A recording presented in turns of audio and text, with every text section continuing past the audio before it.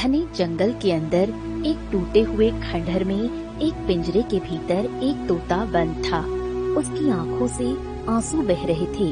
उसके सामने एक घोड़ा बैठा हुआ था और उसकी आंखों से भी आंसू बह रहे थे।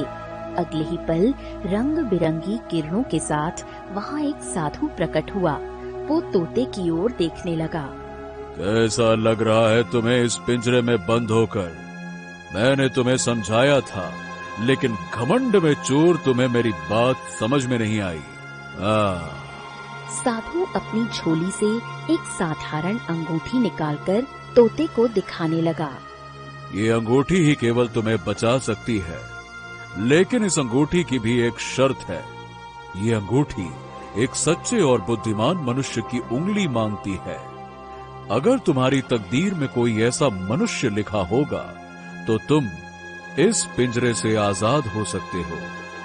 अब देखते हैं क्या तुम्हारी तकदीर में कोई ऐसा मनुष्य लिखा है या नहीं, और क्या इस अंगूठी की तकदीर में ऐसे मनुष्य की उंगली लिखी है या नहीं। हरिओम हरिओम हरिओम। इतना कहकर साधु रंग बिरंगी किरणों के साथ वहाँ से गायब हो गया।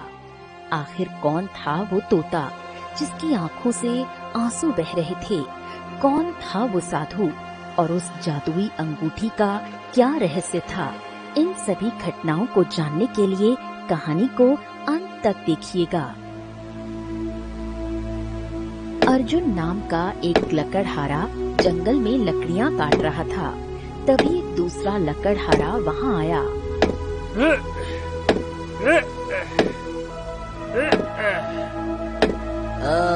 अर्जुन, अरे भैया, तुम सुबह से लेकर शाम तक बड़ी मेहनत से लकड़ियाँ काटते तो हो, लेकिन बाजार में कुछ ही लकड़ियाँ दिखाई देती हैं। बाकी लकड़ियों का तुम क्या करते हो भाई? अब क्या बताऊं, कुछ दिन पहले मेरी बहन राधा बीमार पड़ गई थी। अब मेरे पास इलाज के लिए धन नहीं था। बदकिस्मती से किसी ने मुझे सलाह दी कि गांव के जमींदार से कर्ज मांग लो। बस मैंने वही गलती कर दी, जमींदार से कर्ज ले लिया। अब मेरी बहन तो ठीक हो गई, लेकिन बदले में जमींदार ने उस पर इतना भारी ब्याज लगा दिया कि कसम से मेरी कमर टूट गई। जमींदार का कहना है कि जंगल में जितनी भी लकड़ियां काटूंगा उसका 75% हिस्सा जमींदार की हवेली में जाएगा ब्याज के रूप में। अरे दादा रे दादा, चलो भैया, राम राम। कुछ देर